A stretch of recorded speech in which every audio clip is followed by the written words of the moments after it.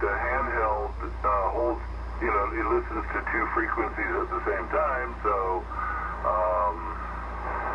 since I have the base station on 145, 410, I might as well put the handheld on a 440 band. Oh, there you go.